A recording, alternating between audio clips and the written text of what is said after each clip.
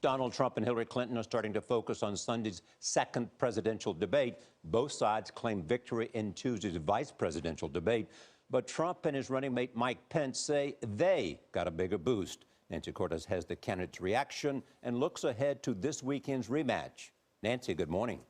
Good morning. At the very least, it's a psychological advantage for the Trump campaign after one of Trump's roughest weeks. In Nevada, Trump said Pence's performance showed how great his own judgment was for choosing Pence as a running mate. Didn't Mike Pence do a great job? Some people think I won. Mike Pence and Donald Trump did a victory lap through 3 battleground states Wednesday. Where I sat, Donald Trump won that debate. Trump praised Pence and himself. Mike Pence did an incredible job, and I'm getting a lot of credit because that's really my first so-called choice. That was my first hire, as we would say in Las Vegas. In Philadelphia, Tim Kaine laughed off critics who said his performance was a little too fiery. The debate was a little feisty.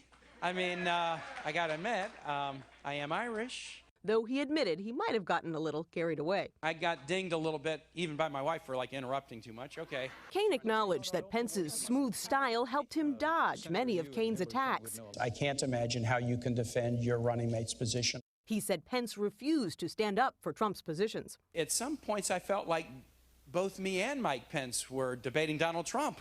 Hillary Clinton chimed in from a fundraiser in Washington, D.C. When your own running mate won't defend the top of the ticket, I think that tells you everything you need to know. Clinton campaign aides say there is no second guessing about Kaine's aggressive strategy. They argue their main goal was to show that Trump's own running mate can't back his views on Muslims, on women, on foreign policy. And they feel, Charlie, that Kaine achieved that. Thanks, Nancy.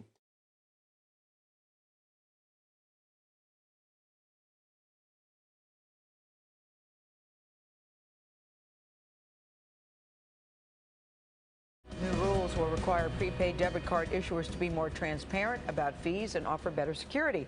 They must now standardize the release of cards' monthly fees, outline charges for cash withdrawals, customer service calls, and reloading the card, and offer liability protection similar to credit cards.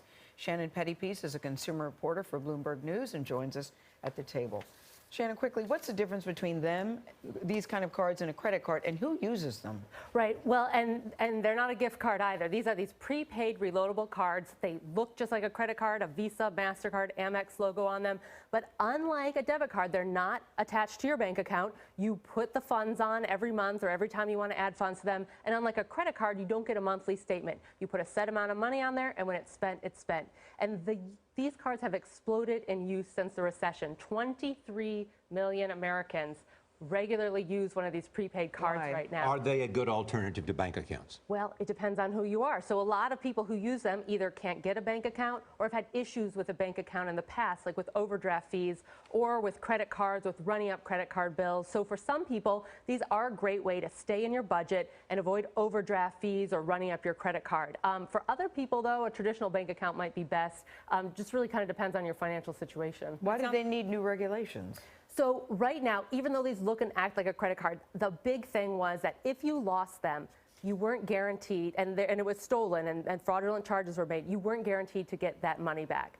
So these new rules are going to provide protections to limit the loss on these cards. Because some people are putting their whole paycheck on them, and then your card gets stolen, like it's happened to pretty much everyone in this country at some point, and you can lose thousands of dollars. So protections there, and also more disclosures about the fees. These cards can have a lot of fees attached to them, so now there'll be more clear disclosures.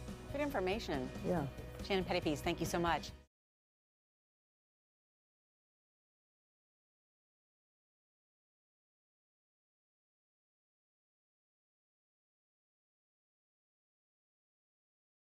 Meanwhile, South Carolina is also expected to begin feeling the effects of this storm by tomorrow night. People there are, well, doing this, boarding up windows, putting out sandbags, all in an effort to prepare for the worst. Roughly 500,000 people have been ordered to evacuate thus far. Errol Barnett is in Charleston with more than on the preparations, and I think the story behind you really does tell the whole tale there, Errol, as this South Carolinian jewel really battens down the hatches.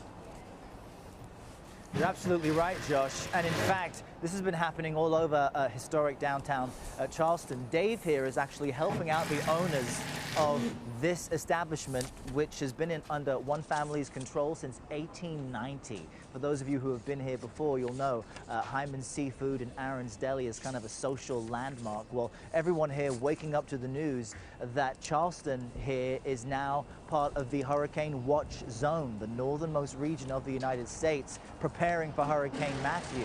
And so businesses here have been boarded up. Folks headed out yesterday after the governor ordered a 3 p.m. mandatory evacuation. Some 10,000 sandbags have been filled and distributed as well, and that's in addition to the 1,100 National Guard troops. As we came in to prepare for hurricane duty, you know, we went to one of the few open supermarkets to try and stock up on supplies, and I can tell you that the shelves for water were completely bare. One employee telling me that they had some 6 crates of water delivered Wednesday morning, and by 11 a.m. they were all gone. So it does appear as if folks here have stocked up, hunkered down their businesses, and headed to higher ground. And with regard to the heading to higher ground, we earlier today heard Florida Governor Rick Scott say in very plain language, you need to get out now. Anybody in an evacuation zone needs to leave.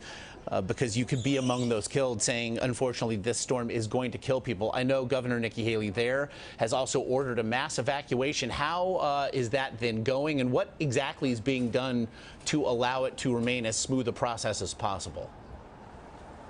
Well, Governor Haley seems to be taking every precaution possible. As we were coming in along I-26, that's the main interstate into Charleston, there were thousands of cars and trucks and vans trying to get out of town. One thing they did yesterday after that mandatory evacuation at 3 p.m.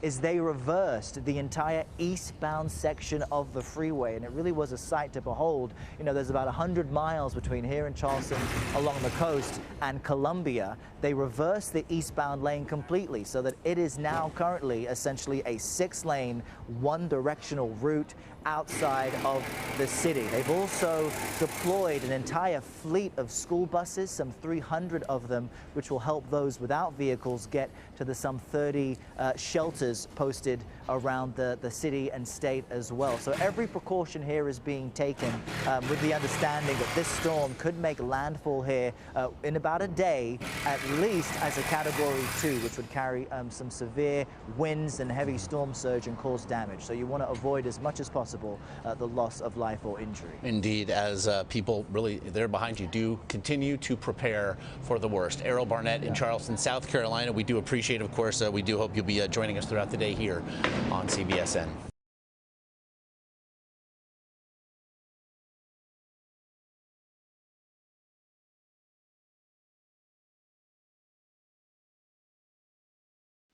We end tonight with an American hero, one of more than 20,000 wounded in 15 years of war in Afghanistan. David Martin now on the marvel of medicine that has given this veteran a new beginning. 6 years after he lost all of his limbs to an explosion in Afghanistan, John Peck appeared in public for the first time with human arms. He began by thanking the family of an unknown young man who in death donated those arms. I will tell you this. Your loved one's death will not be for nothing. Every day that I look down at our new arms, I will drive on through the pain, and I will never give up. Peck, a former Marine, is one of only 25 people in the entire world to receive a double arm transplant. As you can see, the countertops are lowered. When we talked to him before the operation, he was counting on it to free him from a life in which everything was difficult. I can't make sandwiches. Sandwiches is too much work, hands-on kind of stuff, like opening up the deli or the lunch meat. He had been on the waiting list for nearly 2 years while Dr. Simon Talbot searched for a donor. He's going to be living with these arms, hopefully for the rest of his life, and we want to make sure that that's the best possible match we can get for him. The operation at Brigham and Women's Hospital in Boston took 14 hours. Arms from the donor, who had been declared brain dead 36 hours earlier, were rushed in to be attached to Peck's stumps. You can see the hands turn pink and come back to life. Here we go, look at that. Oh yeah.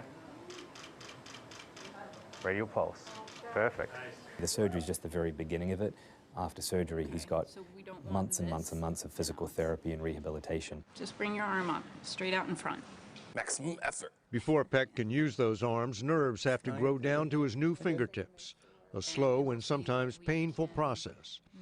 For now, the arms are in braces to protect them from strain, and it could be a year before he has sensation in his fingers. Along the way, his body will try to reject his arms. Any day, my body can say, nope, not having it, and then go back to Brigham and get my arms re-amputated even higher than I was before. So that's the head of the bed. But everyday tasks are now within his reach. I'm just grateful that I'm going to have this opportunity to be able to hold somebody's hand again, to possibly be able to fulfill my dreams, my lifelong dreams. His dream is to become a chef, but he already has a fiancée to hold his hand. David Martin, CBS News, Boston.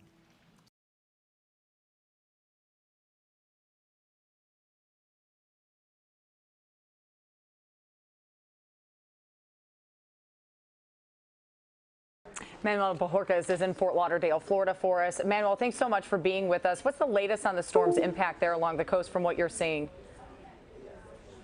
Well, we're definitely starting to feel the outer bands of Hurricane Matthew. You can see that the wind gusts are starting to pick up and we're getting intermittent rain. We are along a marina here where people tell me that they have started to notice the water level rising here. And that's one of the big concerns as we continue to monitor this hurricane. And it's something that the governor talked about is the storm surge is such a big concern in some areas. Depending on where you are on the Atlantic coast, could be anywhere from 5 to 9 feet, up to a foot of rain in some areas. It's been intermittent so far here in Fort Lauderdale, but that is expected to progressively get worse throughout the afternoon, evening, and then into the overnight hours, as people keep a very close eye on the situation. Here we have talked to people who are still in the process of evacuating, and others who at this point are saying we're going to try to stick it out. Not what officials want to hear, but again, it's a personal preference. Even though there are mandatory and voluntary evacuations, resources aren't there to really go door to door and get everybody out. So they're urging people to get out and not put first responders in harm's way as this hurricane continues to come ashore here. Manny, Governor Rick Scott has said that this storm will kill you. What's being done to help those folks who have decided they are going to evacuate? Well, the governor said earlier today that he's called up additional National Guard troops, now up to 2,500, if not more. And those troops are not only for search and rescue as the storm hits, but also he referenced to help just streamline some of those evacuations, make sure that any traffic spots are being taken care of. He had also called off any of the tolls that were being charged on any of the interstates here, just to make sure that people could get out as soon as they wanted to. Again, the earlier the better. They're still advising people to get out here as we're starting to see the first effects of Hurricane Matthew. You know what I think people are always surprised about if they're not from Florida is that people, 2004, you had Charlie, Francis, Ivan, Jean, you have Wilma, and people do that. Are people deciding to ride this one out? You've got a Category 4 storm, and if they are, as you said, you're really putting first responders in danger. What are they telling you? That's right. These are people who said we've ridden out hurricanes before. One couple we spoke with was going to do it on their boat on a marina in Dania Beach, not far from here. And we asked them, why would you do that? They said, we've got water. It's tied down, triple tied down, that the marina will actually float about 9 feet up. So they believe that they will just float along with the storm surge. Again, that's not what officials here want to hear. But we have spoken with several people, including this afternoon, the caretaker at a group home for patients with cerebral palsy. 15 of them had to be evacuated. She boarded the last one onto a bus as we were speaking with her just about an hour ago, saying we're not willing to take our chances. They're in a low-lying area, and those are the type of people who are heeding the warnings to say, get out now. As you heard the governor say, this is not a storm that you want to take any chances with. But we are, just outside a hotel here. There are people riding out the storm here. Unknown at this point if they're tourists or if they're residents who have decided to seek higher ground. But there's still a lot of people. I will say this, driving around Fort Lauderdale today, definitely fewer people on the streets, fewer people on the interstate. So those who have decided to hunker down at home, maybe they're making a last run for supplies, for gasoline and that type of thing, but they are staying off the streets. And hopefully that will help if first responders need to start coming into these areas as flooding and storm surge start to affect some of these coastal communities. All right, Manuel Bojorquez on the ground for us. Thank you, Manny.